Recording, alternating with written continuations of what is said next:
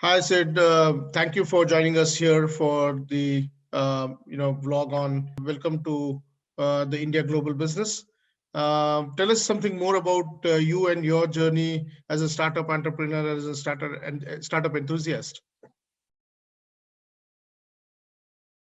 Hey Param, it's a pleasure to be here. Thank you for inviting me. Yeah, so I am right now founder and CEO of Statwig. It's a blockchain startup that is transforming the vaccine supply chains by reducing some of the failures in it. Before this startup, I was working in the Bay Area, California. My role over there was primarily working for large companies like Cisco, but looking at new technologies that are coming out and understanding how those would create impact to the current products that we had and building new products and product features.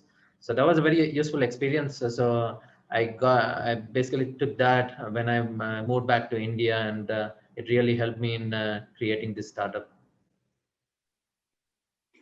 So, how did the idea of Statwick come around? Did you conceive this while you were in the US, or there was something that made you think about this idea, and that's when you executed this in India? Yeah, it happened when I moved back to Hyderabad actually. So I grew up in the city, but when I moved back, I I came across a cool fact. So Hyderabad is the vaccine capital of the world. Nearly 30% of the global vaccines get manufactured in the city. So I was very curious. So I tried basically got connected to some of these companies, trying to understand how those vaccines are made, how are they distributed, how are they used.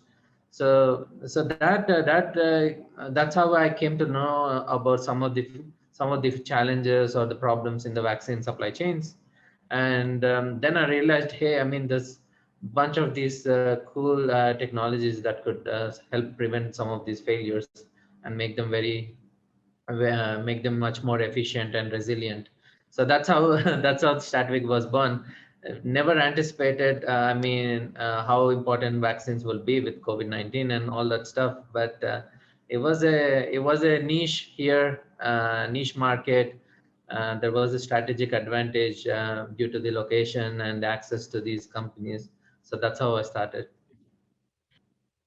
You mentioned two words that I can't resist you to ask a question about. You've been talking about vaccines, and you've now talked about COVID-19.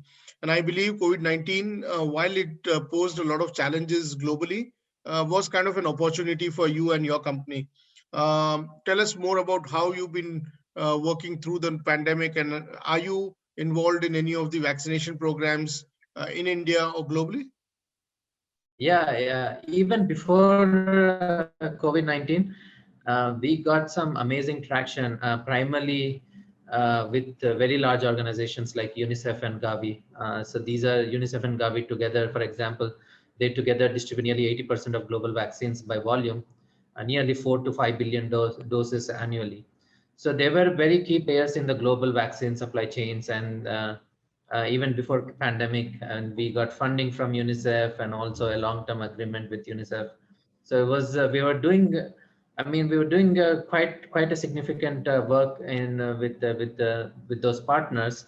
But as soon as the pandemic hit, one of the the early few months were basically firefighting, right? How do we reduce cases? How do we like prevent hospitalization and stuff? But soon, vaccines become the only hope against this fight against pandemic. And as soon as that happened, we because we've been working in this space for a while, we knew how big the challenge would be to distribute vaccines to nearly 7 billion people on earth. So so we have never done a supply chain job at that level. It's And we have never distributed a single product to so many people in such a short time.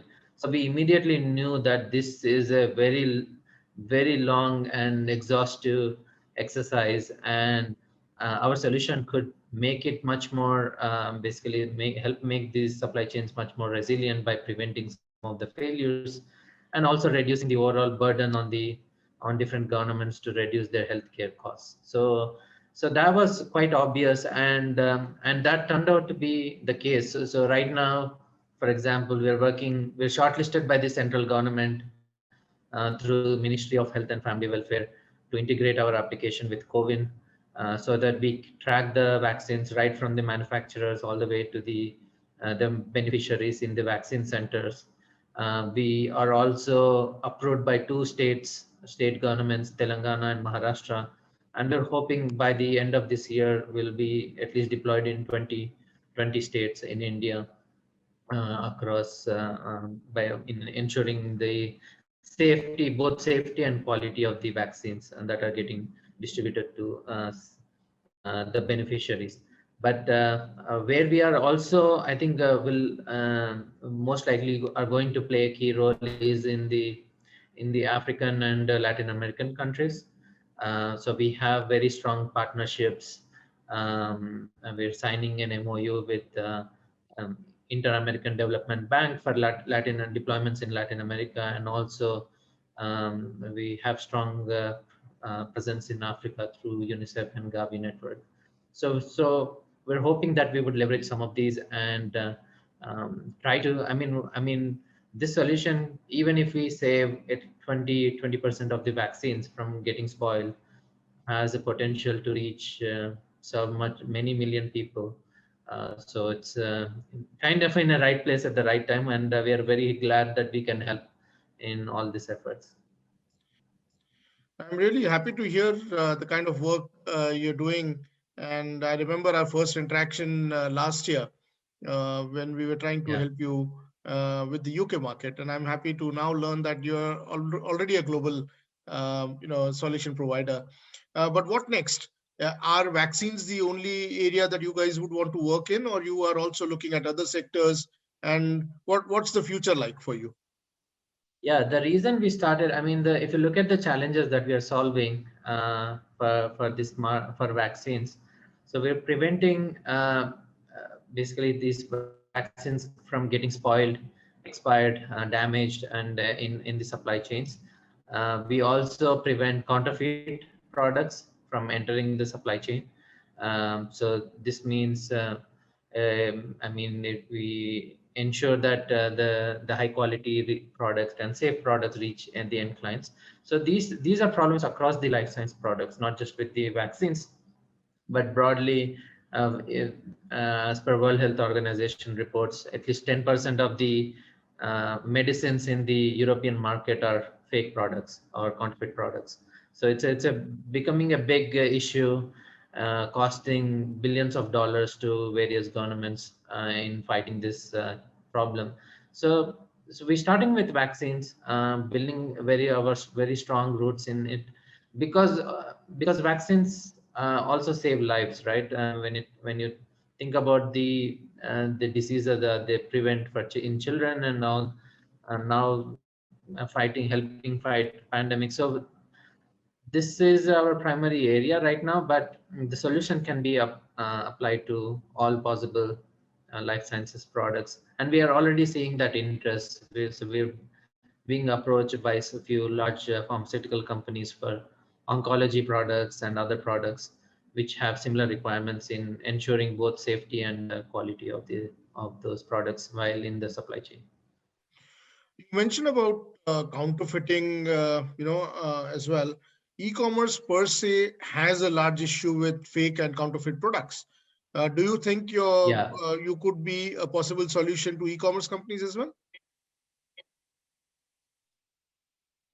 absolutely. So the way our solution works is basically it creates a digital ID for every single asset in the supply chain. So that gives us ability to uniquely track a product anywhere in the supply chain globally. We capture all the touch points, the journey along its journey, right from the beginning to the end. So we know a lot of the complete history of the product, from the manufacturing till the time that it reaches the beneficiary, and we leverage that data actually to detect and find counterfeiting and any other black marketing, could be any other issue, right? So yeah, I mean, the same technology can be used for vaccine vial and also can be used for a mobile phone, for example, to basically figure out whether it's a real or fake product. Excellent. Thank you so much, Sid. And I would want to wish you all the best with the great work you're doing with the vaccines and also for your future ventures as well. Thank you.